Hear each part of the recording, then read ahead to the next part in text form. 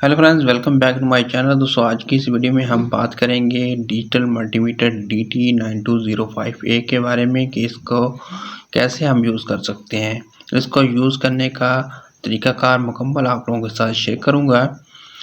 तो दोस्तों, ये डिजिटल मल्टीमीटर मैंने ऑनलाइन दराज से बाय किया है 1250 रुपये में। अगर आप बाय करना चाहते हैं ऑनलाइन तो आपको लिंक डिस्क्रिप्शन में मिल जाएगा। लिंक पर क्लिक करके आप मज़ीद डिटेल वगैरह भी जान सकते हैं और इसको ऑनलाइन बाय कर सकते हैं। तो सबसे पहले दोस्तों ये इसका मॉडल है DT9205A। ऑटो पावर ऑप्शन के साथ आता है और इसमें ये ऑन ऑफ का बटन है। इसी बटन से ये ऑन होगा और इसी से ऑफ होगा। और इसके अलावा ये अगर आप इसको ऑफ नहीं करते तो ये ऑटोमेटिक पावर ऑफ भी हो जाता है। उसके साथ ये होल्ड का बटन देखने को मिलता है जिससे आप किसी भी वैल्यू को होल्ड करके चेक कर सकते हैं। अगेन प्रेस करते हैं तो ये मल्टीमीटर या नॉर्मल मोड में आ जाता है। अब यहाँ पर ये दो प्रोब देखने को मिलेंगी। अब यहाँ पर जो ब्लैक प्रोब होगी वो कॉमन में हमेशा परमानेंट लगी रहेगी, जबकि ये रेड प्रोब जो है कुछ चीज़ें ऐसी होंगी जिनमें ये रेड प्रोब को चेंज करना पड़ेगा। बाकी में ये ज़्यादातर इसी ऑप्शन में ये यूज़ होगी। तो अब इस मल्टीमीटर में हम क्या क्या कंपोनेंट जो है वो चेक कर सकते हैं, किस किस सेक्शन में, ये मैं आप लोगों के साथ शेयर करूँगा। तो सबसे पहले यहाँ पर डायोड का ऑप्शन है।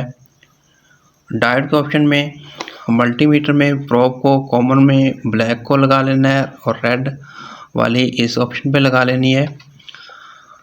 अब यहाँ पर प्रोब को सेट करने के बाद डायोड मोड पे आप जो है यहाँ पर एक तो डायोड चेक कर सकते हैं, दूसरा आप रेजिस्टेंस वगैरह भी चेक कर सकते हैं। कम होम की जो रेजिस्टेंस होती है वो चेक कर सकते हैं, फ्यूज रेजिस्टेंस चेक कर सकते हैं, 3 वोल्ट की एलडी चेक कर सकते हैं, वायर ख़राब है या सही है वो चेक कर सकते हैं। और इसके अलावा डायोड मोड पर मल्टीमीटर को सेट करके आप उन सर्किट को भी चेक कर सकते हैं जो ख़राब हैं। तो उन सर्किट में आप फॉल्ट को भी इस मोड पर मल्टीमीटर को सेट करके फॉल्ट को भी तलाश कर सकते हैं।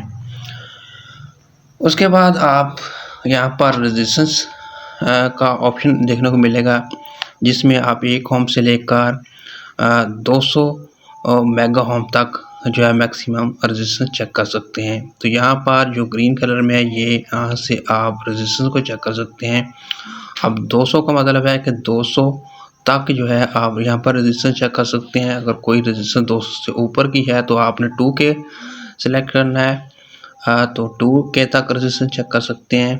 2K से ऊपर है तो 20K, 20K से ऊपर है 200K।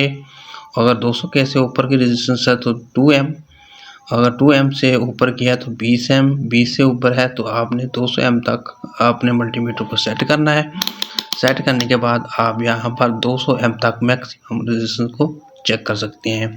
तो यहाँ से 200 से लेकर 200 मेगा ओम तक ये रेजिस्टेंस यहाँ पर चेक होगी आपकी डायोड के बाद। उसके बाद यहाँ पर जो वाइट कलर में है यहाँ से 200M से लेकर 1000 वोल्ट तक आप यहाँ पर DC वोल्टेज जो है चेक कर सकते हैं। और DC वोल्टेज चेक करने के बाद यहाँ पर आप येलो कलर में जो आप देख रहे हैं तो यहाँ पर आपकी AC वोल्टेज चेक होगी जो कि 200M से लेकर 750 वोल्ट तक मैक्सिमम आप AC वोल्टेज चेक कर सकते हैं। उसके बाद ये जो HFE वाला ऑप्शन है इसमें आप जो है ट्रांजिस्टर को चेक कर सकते हैं। ट्रांजिस्टर आप यहाँ पर PNP और NPN दोनों टाइप के ट्रांजिस्टर यहाँ पर चेक कर सकते हैं। HFE वाले ऑप्शन पर मल्टीमीटर को सेट करना है और यहाँ पर ट्रांजिस्टर आप इन पॉइंट पर ट्रांजिस्टर को चेक कर सकते हैं। उसके बाद यहाँ पर ये जो ऑप्शन है ये सेक्शन जो है आपका कैपेसिटर को चेक करने का सेक्शन है।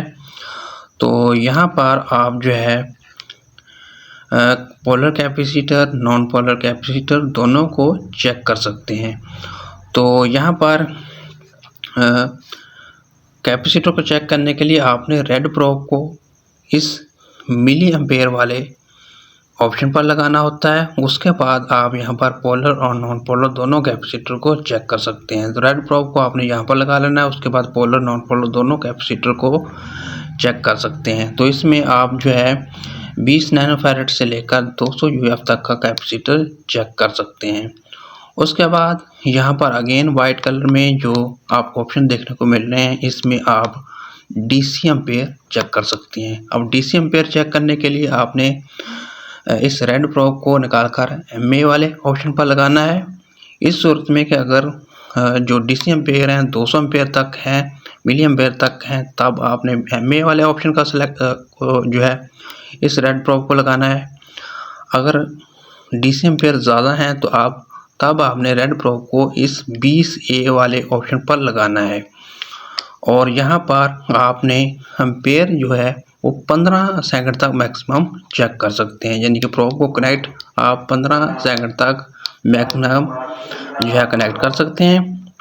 उसके बाद अगेन जो है DC एम्पेयर चेक करने के बाद यहाँ पर AC एम्पेयर को चेक करने का ऑप्शन है, जिसमें आप अब DC एम्पेयर आप 20 एम्पेयर तक चेक कर सकते हैं। और उसके बाद जो AC एम्पेयर हैं ये भी आप 20 एम्पेयर तक मैक्सिमम चेक कर सकते हैं। तो इसमें भी आपने इस रेड प्रोब को अगर 200 मिली एम्पेयर तक AC एम्पेयर चेक करना है तो MA वाले ऑप्शन पर आपने प्रोब को लगाना है। अगर 200 से ज़ायद एम्पेयर है, मिली एम्पेयर से ज़ायद हैं, तो आपने 20A वाले ऑप्शन पर रेड प्रोब को लगाना है। उसके बाद यहाँ पर आप जो है AC के एम्पेयर चेक कर सकते हैं।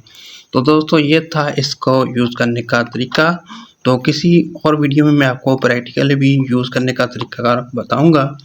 तो किसी भी किस्म का कोई मिस्टेक हो चुकी हो इस वीडियो में बताने में, आपको कोई बात बताने में, तो आप कमेंट करके पूछ सकते हैं।